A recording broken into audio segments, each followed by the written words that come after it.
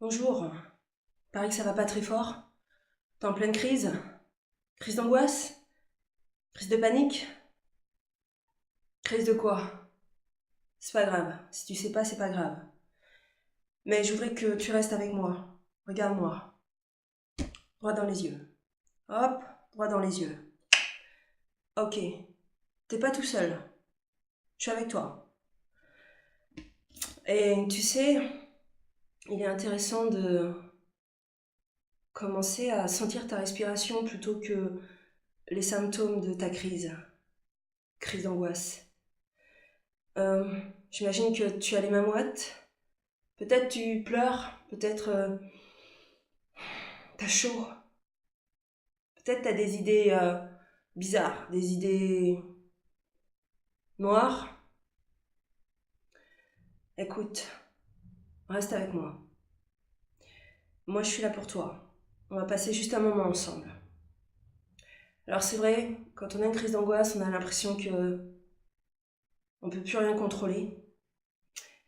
Et justement, je t'invite à accepter déjà d'avoir tous ces symptômes, certes désagréables, peu confortables, et de ne pas pouvoir les contrôler. Par contre, il y a une chose que tu peux faire. C'est d'accepter de te laisser traverser par ça. Et pour t'aider, tu peux commencer à sentir ta respiration. Je suis avec toi. Tu vois, je tape sur l'écran, est-ce que tu peux faire pareil? Tape sur l'écran, vas-y. Tape. Ok. Ok, t'es bien là avec moi. Super. Comme t'es là avec moi, tu peux te concentrer sur ma voix et tu peux aussi te concentrer sur ta respiration. Donc commence à respirer en conscience. Voilà, et je respire avec toi. Alors les respirations, elles sont pas toujours très calmes au début, hein, on est bien d'accord. Mais plus tu te concentres sur ta respiration, plus tu vas sentir que elles deviennent comme des vagues respiratoires beaucoup plus douces, amples. Et déjà, il y a quelque chose qui se pose en toi, il y a quelque chose qui se détend. Et je voudrais que tu prennes le temps d'amener ce temps respiratoire. Allez, continue, respire, je suis avec toi. Je suis toujours avec toi. Si tu as un Kleenex, ça peut t'aider à te moucher si tu as des larmes aux yeux. Parfois, ça donne le nez qui coule. Mais continue de respirer. Respire, encore. Voilà. Tu vois, j'étais sur mon vélo, parce que je fais du vélo. Donc je me remets en mouvement du vélo, tranquillement.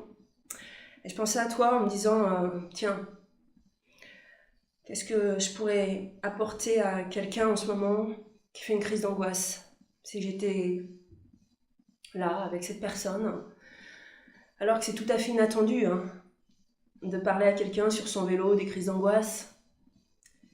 De la même manière qu'une crise d'angoisse est tout à fait inattendue. T'es d'accord? Tu faisais rien de spécial, puis d'un coup d'un seul, bing, ça monte, tu sens les symptômes arriver. Peut-être que ça serre au niveau du thorax. Peut-être qu'au niveau du ventre, c'est pareil, hein, ça coince. C'est d'ailleurs pour ça qu'il est très important d'amener de la vague respiratoire au niveau de ton ventre. Et donc, c'est vrai, c'est inattendu une crise d'angoisse. On ne la sent pas forcément arriver, ou alors on en perçoit déjà les symptômes très subtils et puis de plus en plus forts. Mais il faut bien te dire une chose, tu vas pas mourir pour ça. Non. Au contraire, cette crise d'angoisse, elle est en train de te dire waouh, regarde-moi, à l'intérieur, c'est comme s'il y avait un grand paquet d'émotions qui sont restées coincées. Alors peut-être que tu te sens triste, peut-être que tu te sens en colère, Peut-être que tu te sens impuissant, impuissante, perdu. Accueille ça. Accueille ça. Donne-toi le droit de sentir ça. Bien sûr. Bien sûr. Et puis, relâche tes épaules. Détends-les. Alors moi, c'est vrai, je suis sur mon vélo, là. C'est difficile pour moi, mais je le fais quand même avec toi. Parce que ça peut demander un effort dans une crise d'angoisse. De détendre ses épaules. Alors je le fais avec toi. Moi aussi, je fais un effort. Déjà, ça change la posture. Puis il y a un truc que tu peux faire aussi. Peut-être commencer à bouger tes doigts. Un peu comme pour montrer à ton corps que tu es là avec lui. Et c'est important de se mettre dans son corps quand la crise passe. Parce qu'elle ne fait que passer, hein. Elle va pas rester. Hein. Non, non, non, non. Et toi, en l'acceptant, tu l'aides en fait à passer. En fait, tu te laisses traverser par ça. Et puis ton corps va être super content, tes doigts vont être super contents que tu passes un moment avec eux. C'est vrai, c'est bizarre de dire ça, mais quand tu focalises ton attention sur la main, le bras, tu peux même contracter ton poing, ton bras à fond, vas-y, fais-le avec moi, et tu relâches. Tu peux le faire 1, 2, 3 fois de suite. Bras droit, bras gauche. Regarde, on va le refaire ensemble avec cette subtilité que tu vas y apporter une variante avec la respiration. Regarde, tu souffles, t'inspires, tu tournes le bras, tu contractes en rétention d'air. Tu contractes, tu relâches. Voilà, et tu fais ça plusieurs fois. 2, 3 fois si c'est ok pour toi. Mais même une fois. Et ensuite, tu te poses et tu ressens ce que ça fait. Tu dois sentir à la fois une tension musculaire quand tu contractes et derrière, quand tu souffles et que tu relâches, il y a un soulagement. Voilà. Et prends soin. Mais vraiment, prends soin d'aller voir tes émotions. Tu peux écrire ce que tu as ressenti. C'est important parce que c'est comme si ça sortait de toi. Voilà. Écoute, dernier petit conseil, il peut être aussi très important que tu te mettes en mouvement aussi. Tu vois, là, je suis sur mon vélo, je me remets en mouvement. Tu entends peut-être le sifflement du vélo. Se mettre en mouvement, c'est encore une fois se concentrer à son corps, passer un moment avec lui, pendant que la crise d'angoisse est déjà passée.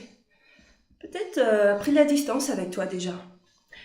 Et du coup, commence à bouger. Tu vois, tu rentres dans une posture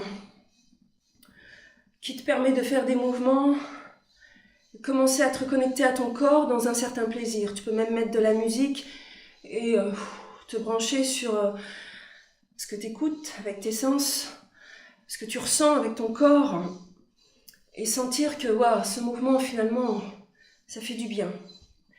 Mais parfois c'est pas possible parce que la crise d'angoisse, elle fatigue tellement qu'il y a un temps de détente derrière à s'autoriser de prendre. Donc prends ce moment si tu as besoin. Et je t'invite à faire de la sophrologie parce que c'est un outil exceptionnel pour t'aider à gérer ces crises et surtout à les désamorcer certainement, ce qui les enclenche. Et parfois c'est inconscient. C'est pour ça que souvent quelqu'un qui fait une crise d'angoisse se dit mais qu'est-ce qui se passe? Je suis complètement fou, je suis complètement folle. Non, non, non, pas du tout. Pas du tout, rassure-toi. Il y a quelque chose qui fait que ça déclenche. Si ta tête ne le sait pas, ton corps, il le sait. Et c'est pour ça que je t'invite toujours à te concentrer sur ton corps. Voilà. Et la respiration est un très bon moyen. Alors, comment va ton cœur? Est-ce qu'il bat aussi régulièrement que ta respiration? Écoute ton cœur là, juste un instant. Pendant ce temps, je pédale. Voilà. Retour au calme, retour au calme. Je suis toujours avec toi. Alors, voilà. Ça va mieux déjà? Je suis contente, je suis contente. Est-ce que tu peux dire en toi, je vais mieux? Tu peux même le dire à haute voix. Je vais mieux. Ça va mieux. Je vais mieux. Je suis contente pour toi. Tu sais, cette vidéo, tu peux la télécharger, garde-la.